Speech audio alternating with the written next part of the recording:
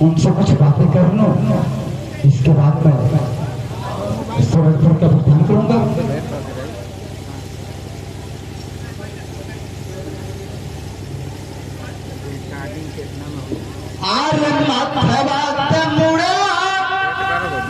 एक गुरु चेला पापा नाम लहो गुरु चेला पापा नाम लहो जिंदा बाप रहियाना सहाय न होरा चेला बाप रहियाना सहाय न होरा एक गुरु चेला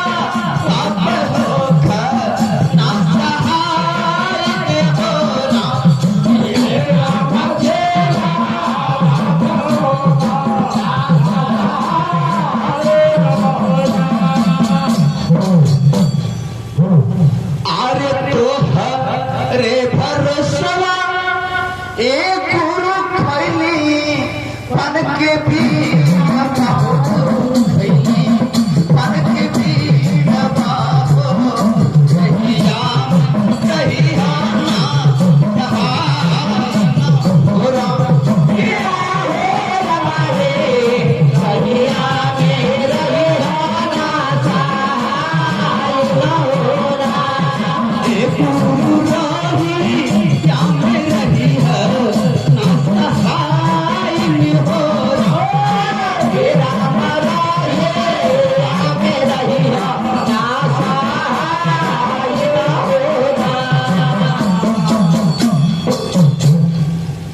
मैंने गुरु को समझ कर लिया, उनसे कुछ बातें कर ली, इसके बाद मैं सूरजपुर के भुगतान करूंगा।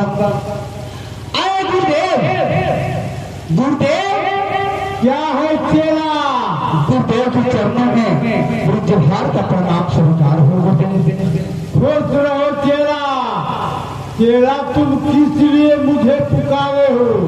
गुरुदेव मैं आपको इसलिए पुकारा हूँ कि हमारे मामा जी मुझे सूरजपुर भेजे हैं, मैं सूरजपुर के प्रस्थान कर दिया हूँ।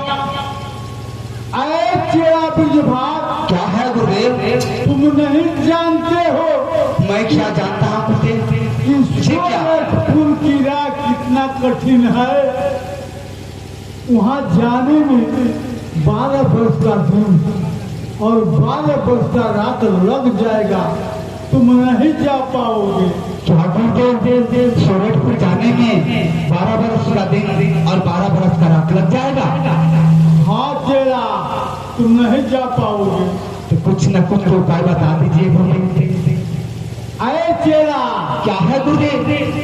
सूरजपुर जाने के लिए तुम पहले ही से जोगी का रूप बना लिया है। हाँ हाँ हाँ गुरुदेव। तो जोगी का रूप बना लिया है तो पहले अपने मामा के पास जाओ। क्या गुरुदेव? अपने मामा के पास जाओ? हाँ, अगर मामा तुम्हें पहचान जाएगा तो तुम सूरजपुर नहीं जा पाओगे। क्या गुरुदेव हमारे मामा जी मुझे पहचान जाएंगे तो क्या मैं सूरजपुर नहीं जा पाऊंगा? नहीं, अगर नहीं पहचाना तो तुम सूरजपुर और चले जाओगे। अगर नहीं पहचानेंगे तो क्या मैं सूरजपुर चला जाऊंगा? हाँ, अरे चेला ब्रजभार, क्या है गुरुदेव? और उसके बाद अपने मामी के पास जाना पड़ेगा। अपने मामी के पास भी जाना पड़ेगा गुरुदेव। हाँ, ऐ चेला बिरजभान, क्या है गुरुदेव? और अपना घर भी जाना पड़ेगा।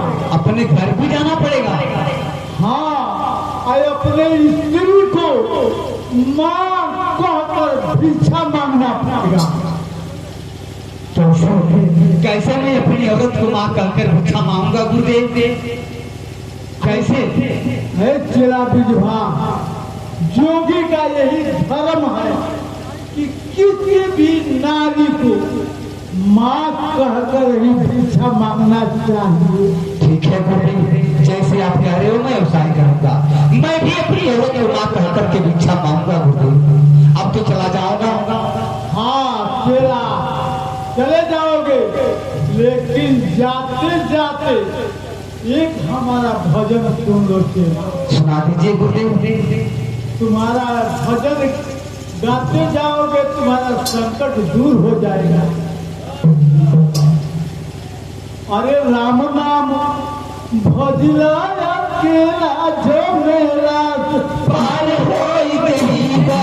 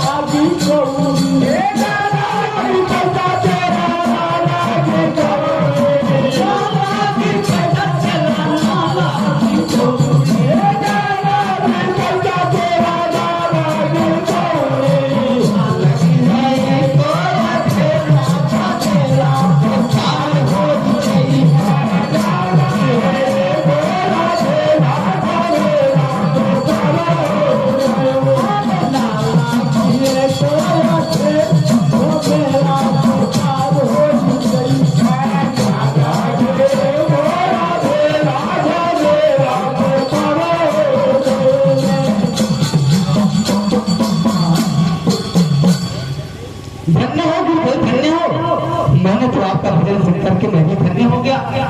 गुरुदेव के चरणों में बिरजभान का प्रणाम स्वीकार हो। खोज के चेला जाओ, तुम्हारा काम सफल होगा। अभी हमारे गुरुदेव जी ने बताया है कि सोरठपुर जाने से पहले अपने मामा के पास जाओ। अगर मामा जी तुझे पहचान जाएंगे तो सोरठपुर नहीं जा पाओगे। अगर नहीं पहचाने तो सोरठपुर अवश्य चले जाओगे। तो चलो पहले मामा के पास चल करके देखो हमारे मामा जी मुझे पहचानते हैं कि नहीं। जाते जाते हमारे गुरुदेव जी भजन सिखाए, उसके बाद भी आगे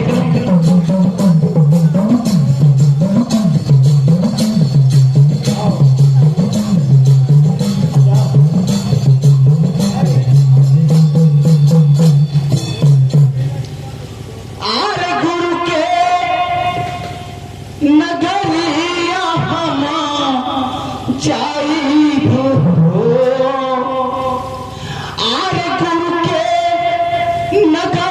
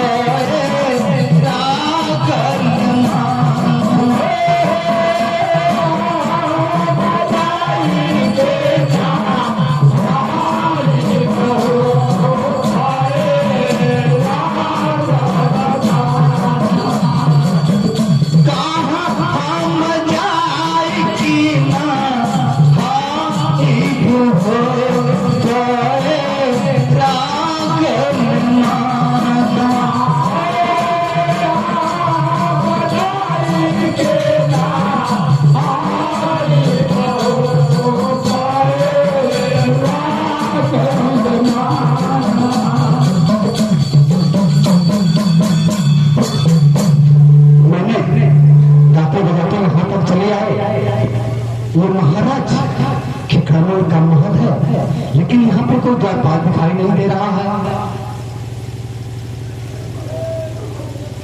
अरे बच्चे, आप कहिए। तुम कौन हो? हाँ, हाँ, राजा खखरमल के सिपाही। महाराज के कर्नल की सिपाही हो? बच्चे जाइए, जाकर के अंदर से भिक्षा भिजवा दीजिए, जाकर के अपने महाराज से कह दीजिए ना अब भिक्षा दान दे देंगे, मैं चला जाऊंगा। ठीक है, जाइए, जाकर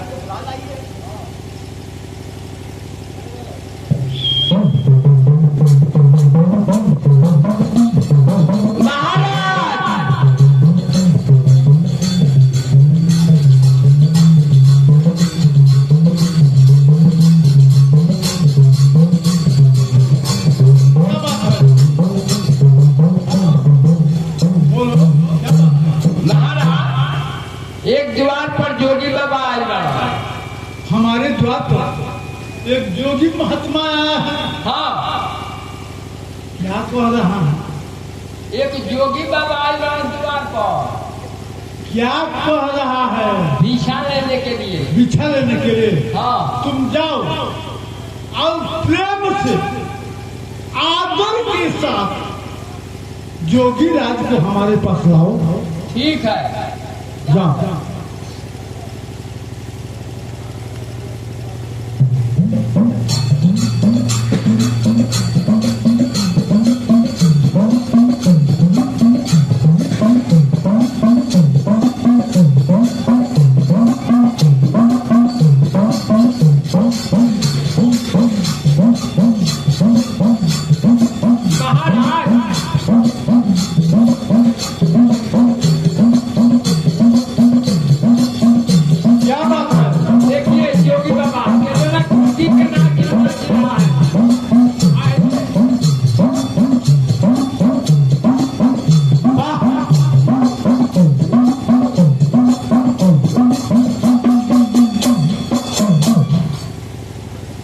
मंत्रीवर, कहिए। हमारे द्वार पर हाँ, कितना जोगी, कितना महात्मा, कितना साधु फकीर आए, हाँ, लेकिन ऐसा रूप और ऐसा सूरत आज तक से जोगी हमारे द्वार पर कभी नहीं आया। हाँ महाराज जी। तुमको तो रहते बहुत दिन हो गया। हाँ, ऐसा रूप और सूरत कभी जोगी नहीं आया। ना ना, जोगीरा कहिए राजा। एक बात तुमसे पूछूं? पूछ लीजिए, क्या पूछना चाहते हो आप? अरे किया तो हर भोजन ये जोगी धरती से जना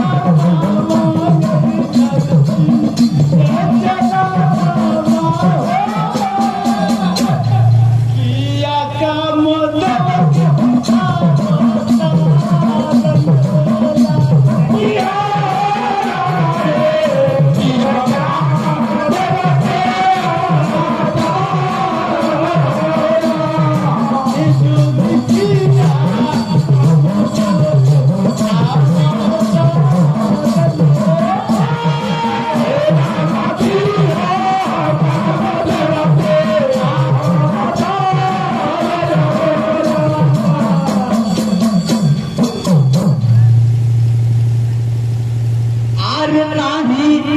मोरे भइले ए राजन धरती से जना हो राजन धरती से जना नहीं काम देव के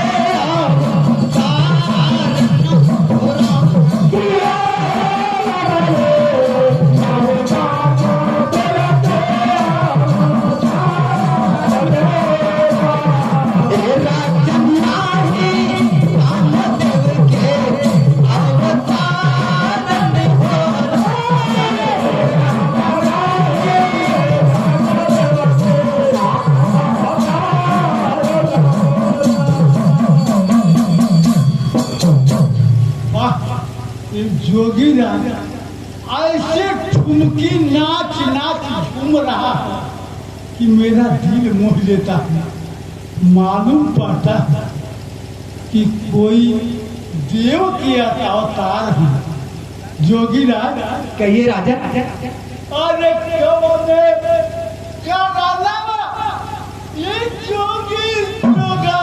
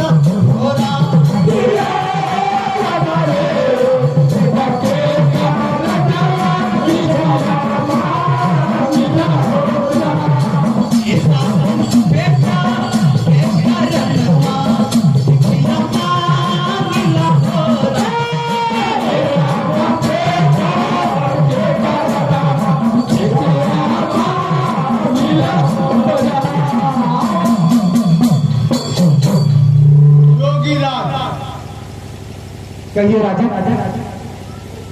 किया माता दुखवा होती हम किया तो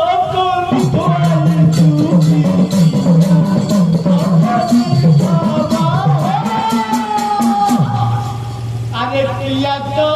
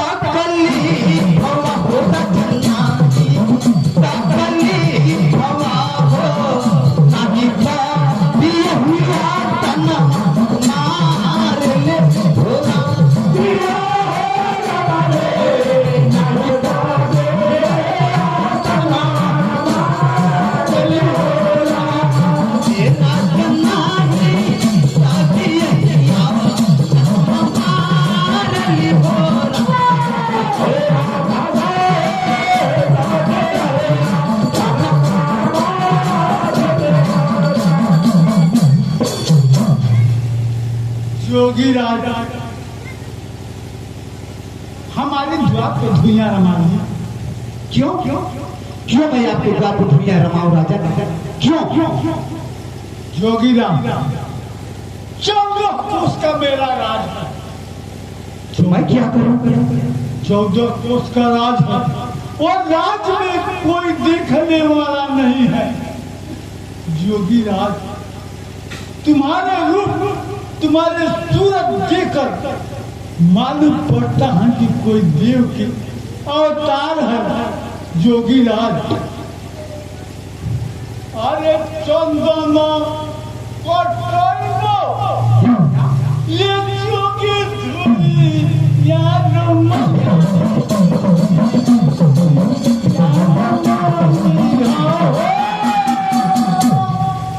रात बिना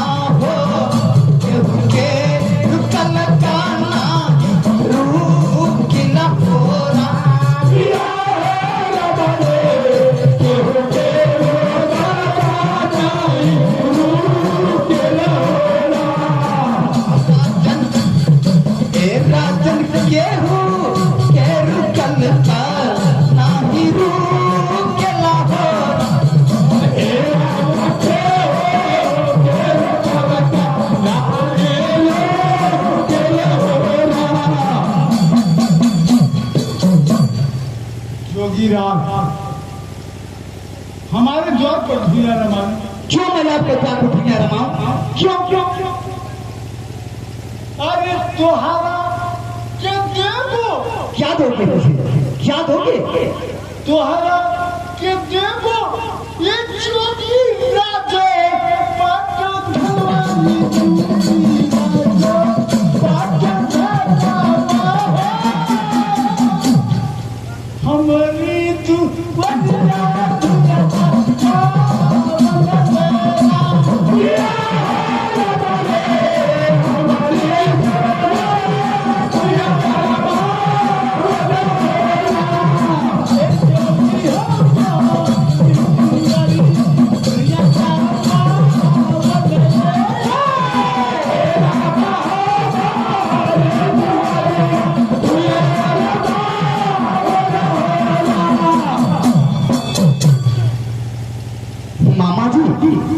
लगता है हमारे मामा जी मुझे पहचानते नहीं हैं। मामा मामा जोगी मामा मुझे कह रहा हूँ आरे कभी याद मरला ई मामा कोड़ा वाके मारिया हो मामा कोड़ा वाके मारिया हो आज तेरा हम के राजा पाठन होरा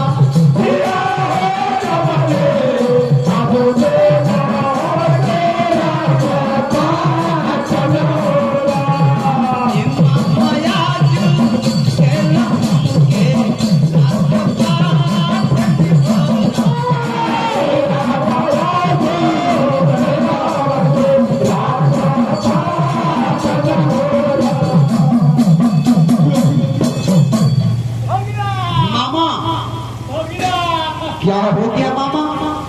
क्या हो गया आपको? मेरे गलती को क्षमा कर दो भगीना क्यों मैं तुम्हारी गलती को क्षमा कर दूं मामा? क्यों क्यों ये जोगी का भेष उतार दो भगीना क्यों क्यों ये जोगी का भेष उतार दूं मामा? भगीना मुझे सोची नहीं चाहिए क्यों नहीं चाहिए मामा? मामा मैं भी आप ही की तरह रो रहा था, गिड़गिड़ा रहा था जिस दिन मेरे पीठ पर पूरा की बस्ता बरपा रहे थे मामा, याद है? उसी दिन मैंने आपके चरणों की सौगंध और अपने सर की कसम खाकर कह दिया कि मैं सोरठपुर जाऊंगा और सोरठी को ले आऊंगा।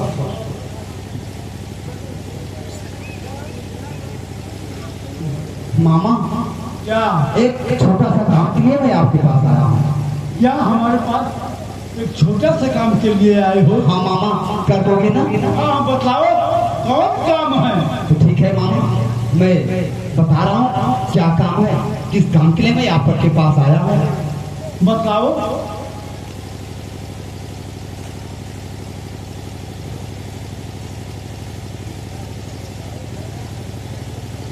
और जोगिया के बिछवा ए मामा, सुनते हो? जोगिया के बिछवा ए मामा झोरिया में हो तेरा जोगिया के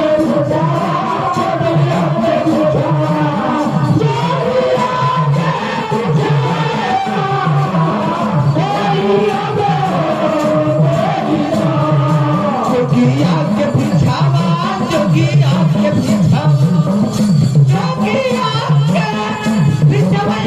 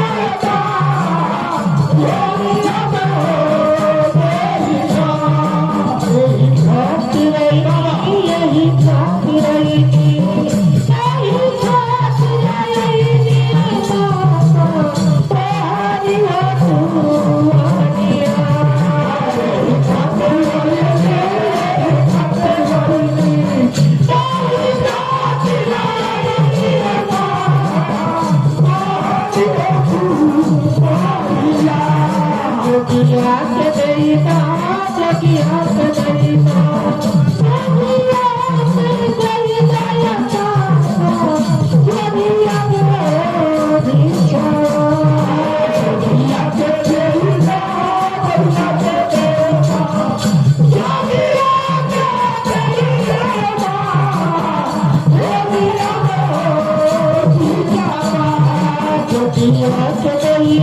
जोगिया से देता जोगिया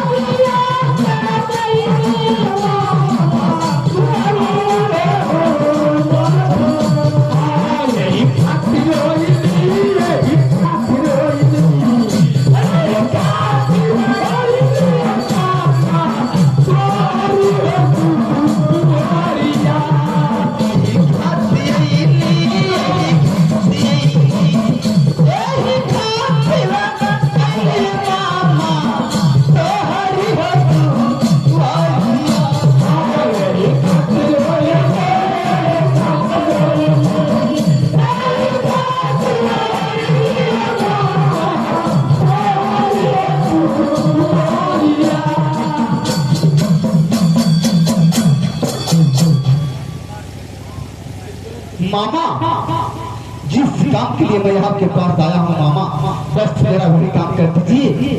हाँ, मुझे भिक्षा दान दे दीजिए, मैं चला जाऊंगा। ठीक है, भिक्षा मिलेगा। जल्दी कीजिए, डाल दीजिए हमारे झोली में भिक्षा। कोई निराश होकर नहीं गया है, जोगी आज भिक्षा मिलेगा। मंत्री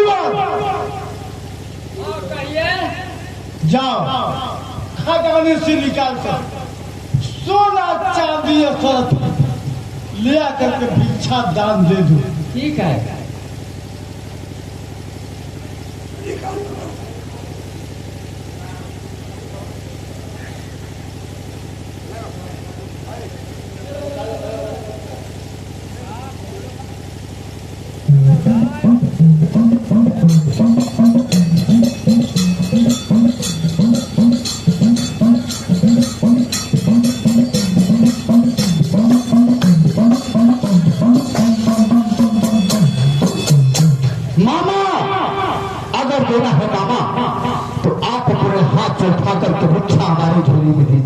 अन्यथा कह दीजिए मैं यहाँ से चला जाऊंगा।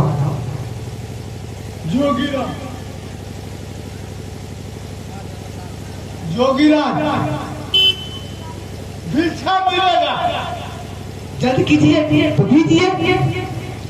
भिक्षा मिलेगा, लेकिन मेरा हाथ तो नहीं है कि मैं कैसे अपने हाथों से उठाकर भिक्षा तुम्हारी झोली में डाल दूं। मामा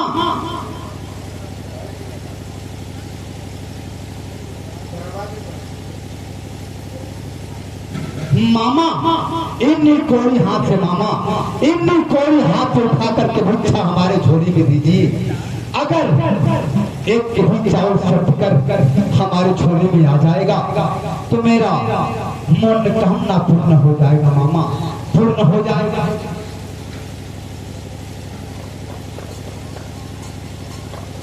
आप अपने हाथ से उठा करके भिक्षा हमारे झोली में दीजिए। मंत्रीवर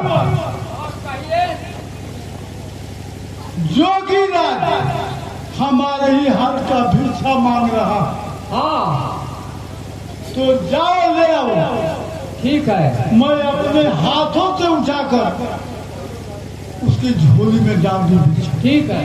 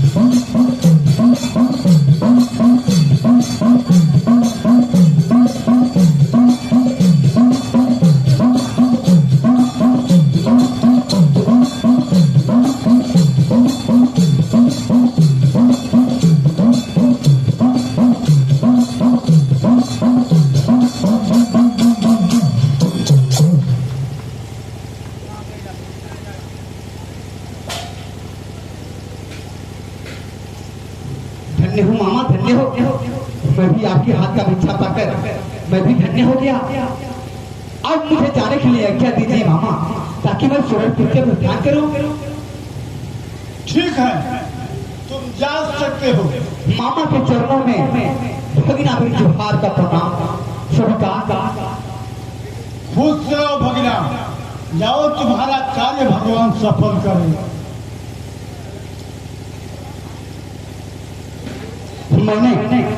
मैंने अपने मामा के हाथ का भिक्षा ले लिया।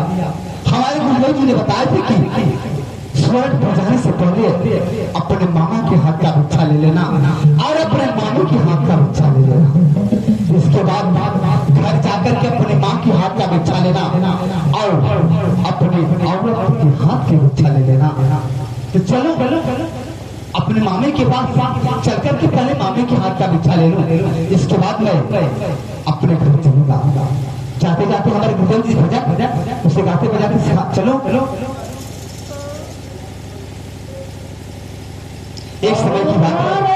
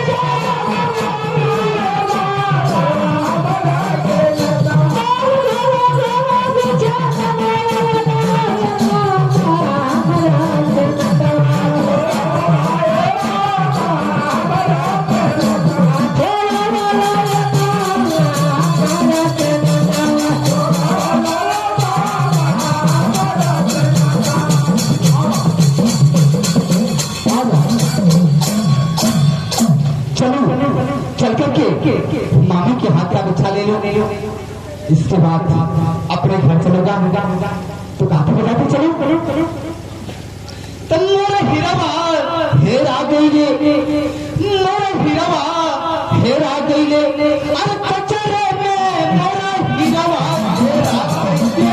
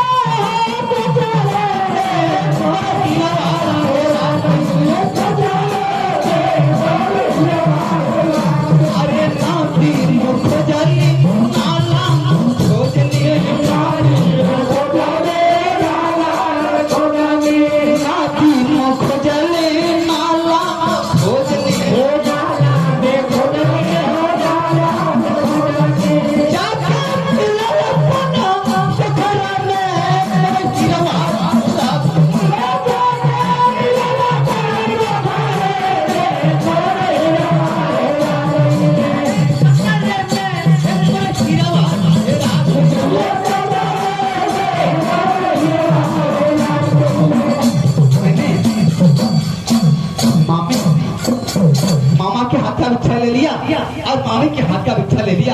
अब चलूं अपने घर चल करके अपने माँ के हाथ का बिच्छा ले लूं और अपने औरत के हाथ का बिच्छा ले लूं।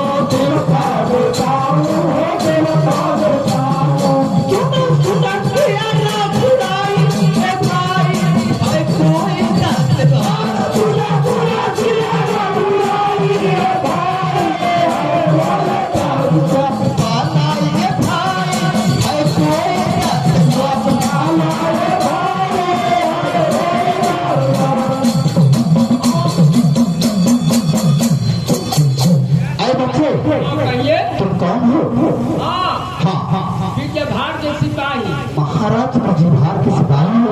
सुनो तो जाइए जाकर के अंदर से बच्चा मिलवा दीजिए। क्या खड़े हो यहाँ पे? कुछ पूछना चाहते हो? पूछिए। सुना सुना जोगी बाबा हमारी बचनिया।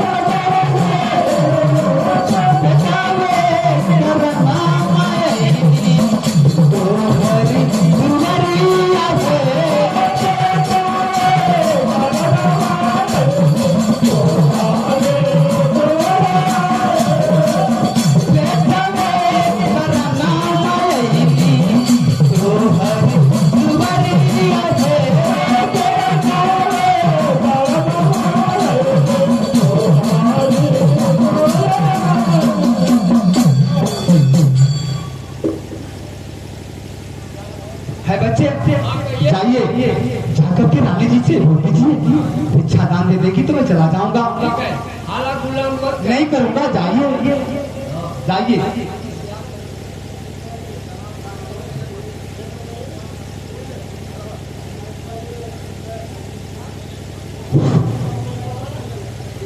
अपने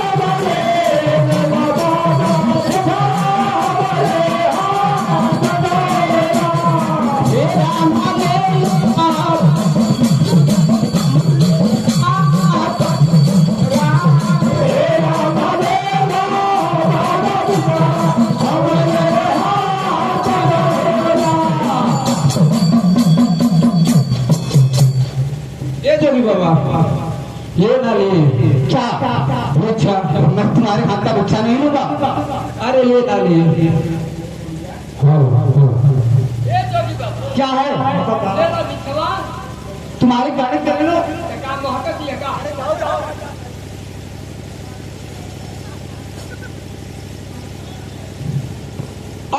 जोगी बाबा। अरे ले ना ले, नहीं, मैं तुम्हारे हाथ का बिछा नहीं लूंगा, तुम चले जाओ यहाँ से। बच्ची सुन बात मोर, बच्ची सुन बात मोर, काहे करती है किसान। अगर जीव निकालोगी ना तो जीव काट कर फेंक दूंगा, समझी? और क्या करो? तेरी काठी लगे तो क्या होगा? जाओ यहाँ से। बच्ची सुन बात मोर, काहे करती है किशोर, पूछा नहीं ले तोर अपना छोरी, पूछा नहीं ले तोर अपना छोरिया,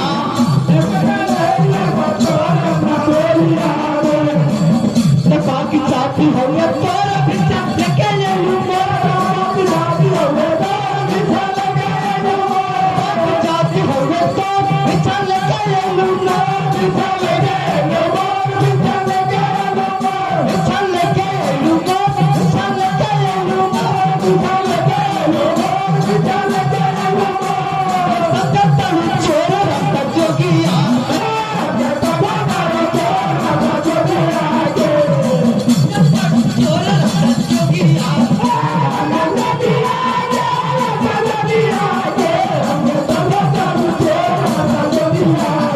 जाते रानी जी के पास बच्चे को हो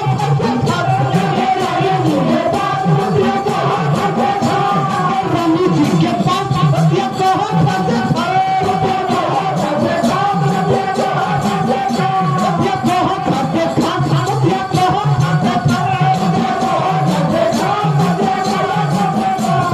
हमारा विश्वास देने के लिए,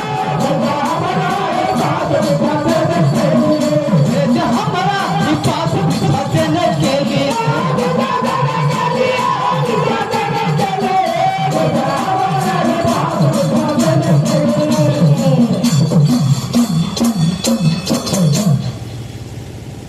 ये तो ले ना ले, नहीं लूंगा, मैं तुम्हारे हाथ का बिच्छा नहीं लूंगा। ये जोगी बाबा, मैं तेरे छुआ दिया कह दो हम पीछे डर रहे हैं। नहीं लूंगा तो नहीं लूंगा, चले जाओ यहाँ से।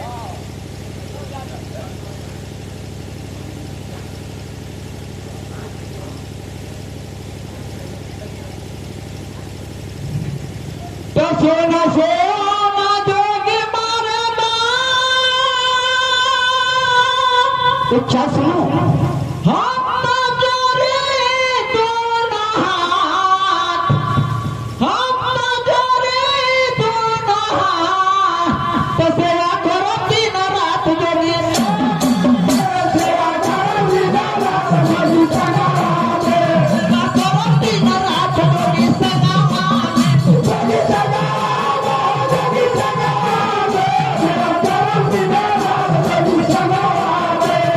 भगवान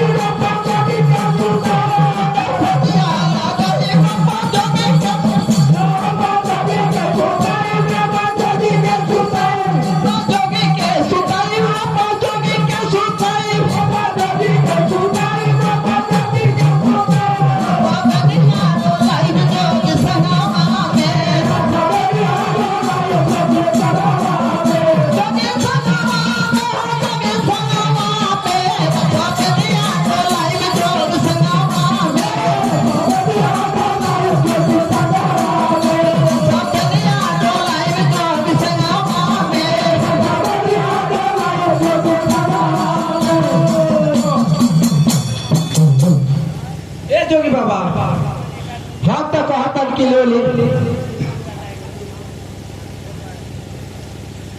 सुना लौड़ी धर कर ध्याना जोगी के संग में न भावे जनाना मांगत भीर जोगी पेट के दाना सुंदर नारी पर नाही लुभाना भाग्य गुजरी महला मझारी नाही घरवार जी गिहन तोहे गारी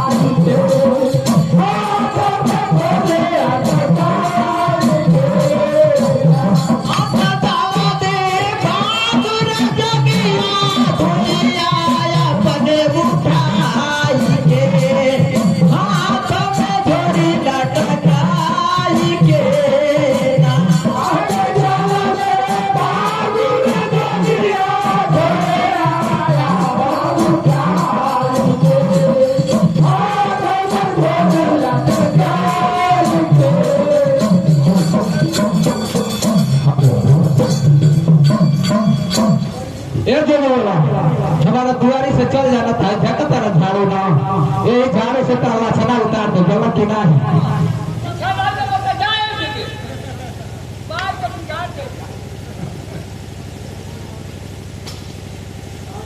कि